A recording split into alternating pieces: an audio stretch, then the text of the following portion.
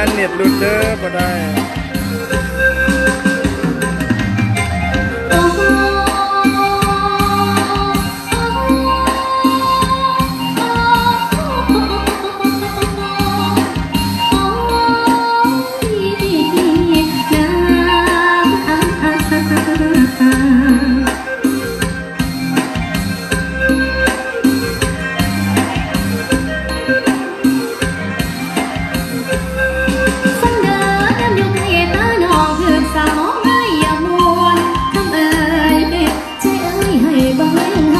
สัญญาได้บ่ละจันสัญญาได้บ่ละจันคนงามเบอแขนเดียวสารวันแขนเดียวแขนเดียวสารวันแขนเดียวแขนเดียวแล้วกับขาเดียวนั่นเองขาเดียวสารวันขาเดียวขาเดียวสารวันขาเดียวขาเดียวแล้วกับขอฉันก่อน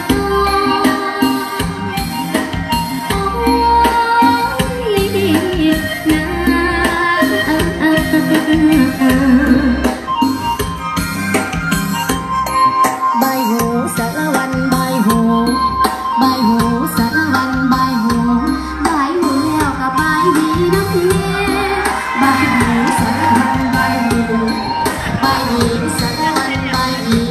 ใบดีแล้วกับมีคนนักเรียนโอ้ย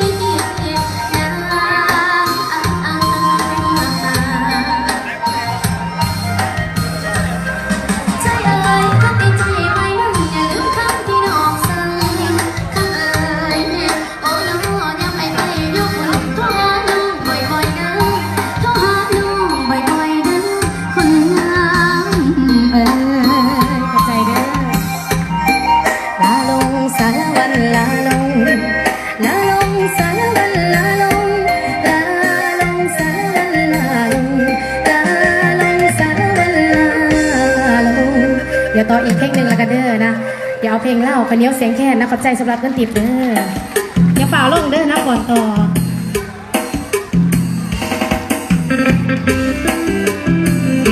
ขอบใจนะ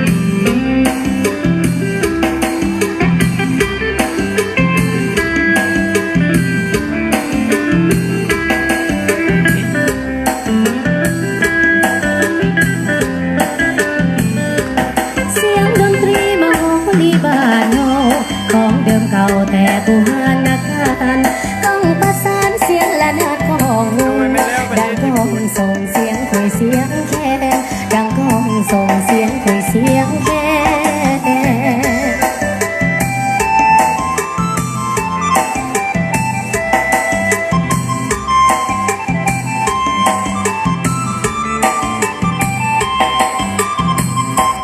ฟ้อนเล่าแพงแสนนิ่มนวลงามตาฟ้อนจำป่าเจ้าโสภาสดใสอยู่แดนใดหัวใจบ่ลืมแสนซาบซึ้งดังเสียงของแม่เอ๋ยแสนซาบซึ้งดังเสียงของแม่เอ๋ยเกี่ยวกันเด้อเกี่ยวกันแน่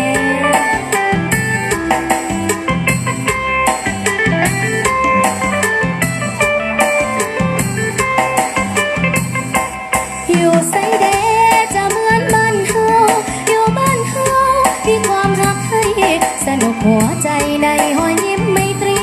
เมตตาอาลีน้องพี่เราเอ่ยเมตตาอาลีน้องพี่เราเอ่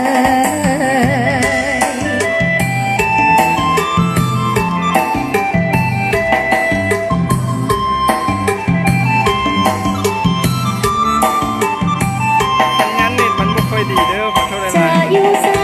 อยู่ใกล้หรือไกลอยู่แดนใดยังคิดทอดบ้านเฮาเสียงแค่เจ้าเราเอ่ยก้าวไปเอาห่วงใจเราเขาเดียวเสียงแค่เอาห่วงใจเราเขาเดียวเสียงแค่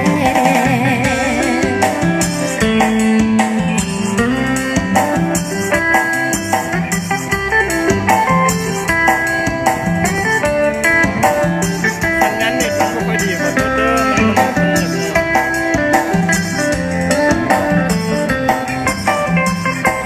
ฟ้อนเล่าแพนแสนยิ้มนวลงามตาฟ้อนจำป่าเจ้าโสภาสดใสอยู่แดนใด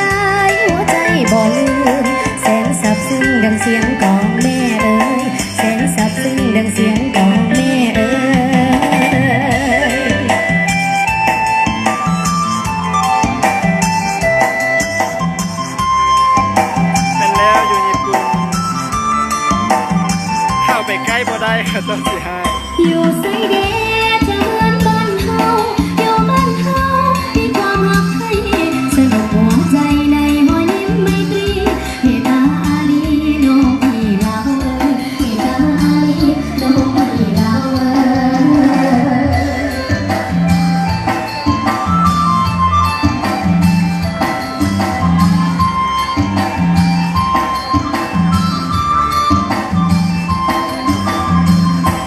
จากยังสายอยู่ใกล้ไกล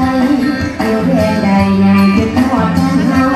เสียงพระเจ้าแล้วเอ่ยข่าวไปเอาห่วงใจแล้วเขาเรียงเสียงแก่เอาห่วงใจแล้วเขาเรียงเสียงแก่เที่ยวมาเด้อเที่ยวเอาสวมใส่เที่ยวเดี๋ยวซื้อลำซื้อแหวนสุขภาพแข็งแรงเด้อ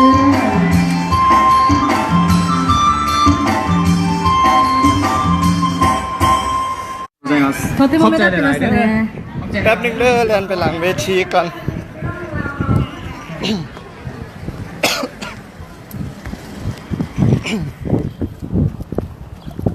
ขึ้นหน้าเวทีกับบ่ได้ต้องได้เรียน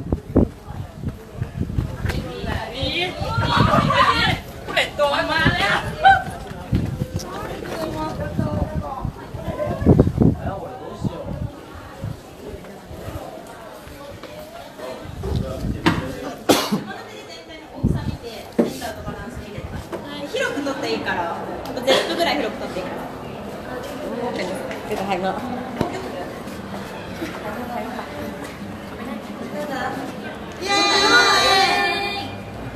สบายดี สบายดี สบายดี from Laos สบายดี yes from Laos サバイディサバディ เดี๋ยวสบายดี น่าหักบอด้วยคนตะน่าหัก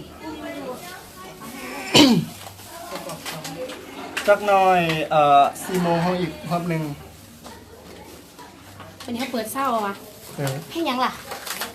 เศร้าเพลงเราบริมีเด้ นี่จะเพลงมุกดาวันให้ เพลง2 เพลงนะ แล้วก็กุหลาบปักเซอย่าง ก่อน นี้ ไปห้องอยู่ให้หันร้องเพลงเนี่ย เพลงไทยเบิร์ด เพลงไทยเว็บเพลงโอ้ มาดูสิลมน้ำแค่ขับ อ่ะงั้นอันนั้นอยู่ เธอยังเลยสดหาลอย 300 คนละ เขามาเบิ่งที่บ้านหน่อยแท้ ซื้อได้เนาะ สัญญาณบ่ค่อยดีปานใดแม่นแล้ว อยู่นี่บ่ค่อยมีสัญญาณสาวแพทย์ห้องเพลงมวนสุดเลยจ้าขอบใจขอบใจหลายเด้อ เวลา12 โมงก็จะทานกินข้าวกันครับ นี่เป็นว่าอยู่แล้ว12 โมงมีผู้ใดเขาเบิ่งเฮ้ย600แล้ว600แล้ว เอ้ยฮัลโหล ทำทาอีก ฮัลโหลบอกว่าเป็น ฮัลโหลว่าเป็น600ปลายแล้ว123สาวงามคนลาวเฮานี่แหละมาอยู่ญี่ปุ่นเพิ่นสิคือญี่ปุ่นน่ะดิ เกิดอยู่ญี่ปุ่นเลยคนละ เกิดอยู่พี่เลยวะ แม่ละเกิดอยู่พี่เลย ฉันพอว่า พี่จะกบ คนลาวกับเมืองลาวเป็นยันสลาว คนญี่ปุ่นเพิ่นฟังเพลงประเทศลาวเฮาออกอยู่บ่ขอถามแหน่เด้อ เนเดอร์ เพิ่นเขียนมาเด้อนี่เด้เฮาอ่านตามเขาได้ดิแหน่เด้อ เนเลอร์โอ้ ปากเสียแน่นอน เก่ง เรื่อย เบิ่งเมสเซจแล้วพูดว่ามาแต่ใส่เลยเนาะ แมนมันมีคนลาวมาอยู่ญี่ปุ่นคันคนญี่ปุ่นแท้ๆเพิ่นก็ฟังบ่ออกดอก แต่ว่าเพิ่นก็ฟังเสียงเอา แต่เฮาคือเฮาฟังเพลงญี่ปุ่นเฮาก็ฟังบ่เข้าใจแต่เฮาก็ฟังได้ประมาณน่ะแหละคือกันนั่นแหละ ดนตรีมันแฮงแซวโพด สาวญี่ปุ่นงามแท้แม่นแล้วแห้งบ่ บอกว่าเป็นหยังไอ้บอกอยู่ว่าเล่น เออ ดนตรีเป็นแฮงหรือฟังบ่รู้เรื่อง เด้อ บ่แม่น เป็นหยัง แท้ โค้ดคือหยังไปไสเด้สบายดี ในห้องเวทีเมื่อกี้นี่ ว่ะสุดเอ้ยแพทย์งามหลายขอบใจเด้อ โอ้งามหลาย สุดเอ้ยยัง ส่งไอติม เอ้ยติ๋มสุดสิน ขอบใจ ขอบใจทั้งเอ้ยติ๋มเด้อเอ้ยติ๋มเพิ่นเอาสินงามๆให้ใส่ ใส่ใส่เนาะ อยู่ อยู่อยู่เวียงนั่นแหละ อยู่ทางเข้าหนองปิง แม่นล่ะ น้องปิง หันไอ้ติ๋มสินงามเป็นไห้ฟรีเลย จากอยากเจอเด้งามแท้ซอฟแพทขอบใจเด้อตอนนี้อยู่ญี่ปุ่นจักโมงตอนนี้2 โมง 2 โมง 7 นาทีอยู่ลาวน่ะจะ2 โมงตอนนี้ไป12 โมง 7 นาทีใครมักเสียงขอตบมือแน่600ไป อายแล้วมากก็ตบมือ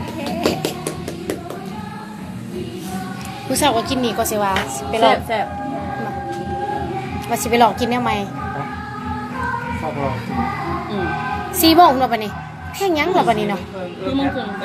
กันยังมีอันสเตจตัวสุดท้ายนะ จักนาที ไฟนอลอันห้องละโมงอากาศ30 นาที แบบห้องเรียนจบเลย แม่ แบบรวมออสตามา โทรหลายๆคนมัน ตัวนี้นะบ่มีซื้อน้องอยู่แต่ว่าส่วนหลายลาวในไลฟ์จะเอาในห้องเรากับนักบอลมาเต้นลำวงอยู่ตรงนี้และห้องเพลงที่เต้นลำวงได้เรียนกันเลยเพลง เซ็ต ใครก็ได้บอกว่านะพัดกันก็ได้ อ๋อ ใคร3 คนนั่นก็ได้ โอเคโดยเพราะว่าเฮาบ่ได้สอบน้ำเขา แม่นแพทย์ห้องตัวใดก็ได้แบบ เล ห้อย งกันห้องได้จะเพลงหนึงแบบประกอบส่วน โอเคได้ เย็นสบายเศร้านะอย่างกับห้องได้ เลย บนดอกประมาณนั้น เขาสิร้องเพลงสบายดีปีใหม่ซะ แม่น วันนี้วันดีปีใหม่ ก็เต้นได้เออ ให้ดังไปทั่วทุกประเทศเด้อสาวแพทย์ขอบใจเด้อสบายดีสาวแพทย์ ดังไปเลย ผมติดตามตลอดเลยผมอยู่ฝั่งขวาครับ สบายดีเด้อสวัสดีจ้ามักเอ่ยแพทย์หลายๆขอบใจหลายๆงามหลายหลากำลังใจเอ่ยแพทย์เด้อหักอัตตปือ FC อัตตปือสบายดีจ้าสาวแพทย์ขอให้รักษาบุญเสือไว้เด้อโดยขอบใจหลาย FC สารวัตร 2 มือกำลังวางเนี่ย ฮักทุกคนเลย มาเซิร์ชเบิ่งแพทเห็นไลฟ์ คอยใช่เราโฆษณาข้างแถมกับแม่ มาเซิร์ชเบิ่งเพลง คือด่า แม่แล้วใจเด้ ยัง อ ลืมสำหรับ ตอนไปกินแกง คือน่านคืนห้องเพลงแท้ห้องละเดน้องแพทย์ทำเพลงมวลหลายขอบใจหลายๆเด้อ มันก็ เดี๋ยวจะร้องเพลงครับถูกลงพะบางเอาตอนต่อไปเพลงหนึ่งเนาะ อีก2 ชั่วโมง เลย เกิดได้ห้องอีกนะ ไปรอกินเขาวก่อนอินเทอร์เน็ตเป็นจะได้เสถียรบ่ 4 โมงครึ่งสิห้องอีกเพลง เขาสิร้องจักเพลงหนึ่ง2เพลงก็พอให้เขาสลับต่อ เพราะว่ามันเป็นช่วงแพทคนเดียวเลย ส่งเขาคนเดียวบ่ ช่วง แล้วไอ้นี่แล้วสิเสพเฮาบ่ล่ะ เพราะว่าคันเมื่อยก็ยมๆไม่ก็ได้อันนั้น ก่อนพอมือคีย์บอร์ด เพราะว่ามือว่านนี่เฮาถาม ถามว่าจังซี่บอกมันอันนั้น10分今遅れとってるからว่าให้10 นาทีก็จะเลยบ เพ อก ราะว่ากลัวสิฮอด4 โมงครึ่งกับเจ้าโจเซแล้ว เพราะมันเป็นอันนี้นะเขาสิว่าให้ฟังมือว่านนี่เขามาเขาไปสิซ้อมเพลงเนาะแล้วว่าให้ข่อยห้อง2เพลงเขาเลยซ้อมได้2ไหนถ้าข่อยฮู้ว่าข่อยมีชั่วโมงหลายปานนี้ข่อยก็เตรียมเพลงหลายแล้วเว้ย โอ้ยอันนะปกตินี่กับเจ้าให้3 คนห้องนะแพทคนเดียว แน่เฮาผู้เดียวกัน โบล่าซักกับน้ำฝนอันนี้แพทยัดแต่คนเดียว โอ้มันก็เมื่อยแล้วเนาะเมื่อยบ่ว่ามันเพลงบ่ได้ซ้อม พี่ ติ มาหน่อยเนาะไอ้ตาก็มา มันงบ เอาไปให้อินเดีย ไม่ให้นะศูนย์วัฒนธรรม เดี๋ยวเน็ตอยู่ล่ะบาย